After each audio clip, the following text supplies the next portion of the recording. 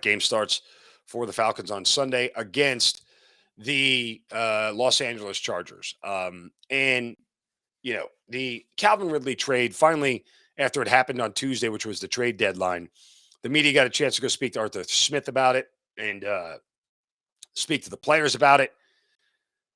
And what I found interesting was some of the comments that we've heard from the members of the Falcons and their coach. We talked to Arthur Smith on Monday, and some of the questions that Jeff Schultz of the Athletic and Mike Rossi of ESPN, those guys were sort of prodding Arthur on, was about culture and chemistry and the locker room and what they built, and how the fact that they are at this point in time 4-4 is a product of a whole bunch of guys probably playing above their heads, really playing well together as a team, and doing all that, right? Um, so yeah, I think that this is one of those things where um, you look at the Falcons as a whole and you realize that it's that whole sum of the parts is greater than the whole sort of deal. Um, and that's okay. Now, all that being said, the trade of Calvin Ridley sort of, I guess, divided is not the right word. There was mixed emotions between the players and the coach. I mean, Arthur Smith was very curt, as he always is when it comes to things like this. Um, and he basically dodged several questions about Ridley, um, and did not answer when he asked if there was a possibility that Ridley might have returned to the team after a suspension. Smith just said, quote, "I'm going to focus on the present. Decisions are made. That's the way things go in this business. Not going to deal with rumor and innuendo. We could sit here and continue to play this game, or we could talk about the Chargers," quickly pivoting to the game, um, which I understand. And based off the heels of what I heard Arthur Smith say on Monday, and based off the idea that Arthur Smith is a guy that really looks for the right players, not necessarily the best players.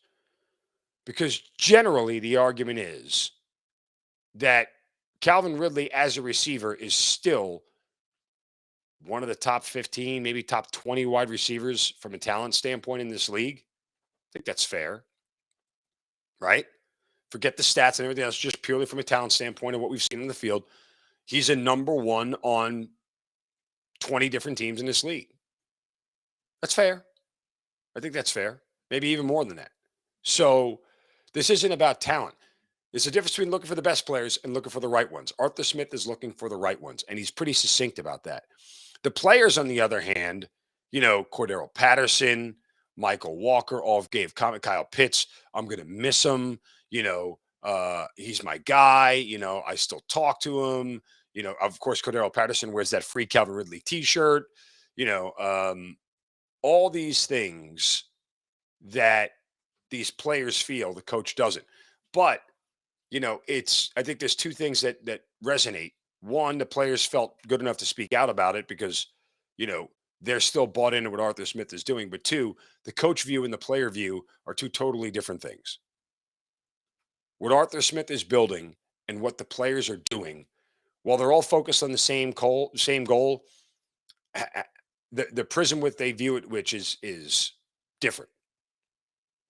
Arthur Smith got rid of Calvin Ridley because he felt, and I'll speculate a little bit, that his lapse in judgment was a critical error and he could no longer be trusted to be on this team. Right? This isn't the critical error of, running the wrong route, or this isn't the critical error of saying something weird to the media or anything like that. This is a lapse in judgment that Arthur Smith looks at and goes, if I can't trust you off the field, how can I trust you on? Right? That's what it boils down to. Players look at it differently. Guy was suspended. He was doing his thing. Whatever. It's a dumb rule. They'll rationalize it any way they want. But Arthur Smith looks at it and goes, "No, I can't have this," and so he's gone. I'd side with Arthur Smith on this.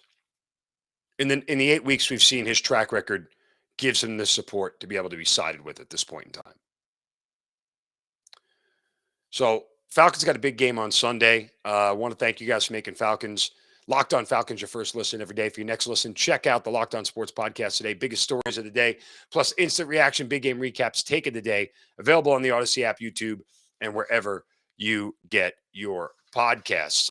We got to hand out some shovels of wisdom. Want to get to the Hawks with a big win from last night as well. We have some other tidbits out there that are very interesting as we turn the page in the World Series and at the halfway point of the NFL season. But you guys getting that hungry feeling? I am. I had breakfast this morning. Right about time getting lunch. It's time for me to put something in my belly. So what do? I grab my Built Bar. Why? Because it's delicious. It tastes great. It's healthy. It's good for you. It's got 15 grams of protein. It's only 160 calories, and it's in a great new flavor called cookie dough chunk. And the puffs, of course, I've told you about the puffs. They're fantastic. That marshmallowy goodness stuff. Oh, it's unreal. If you haven't tried Built Bar Puffs yet, you're depriving yourself of one of life's greatest joys. Covered in 100% real chocolate, Built Bars are the perfect snack.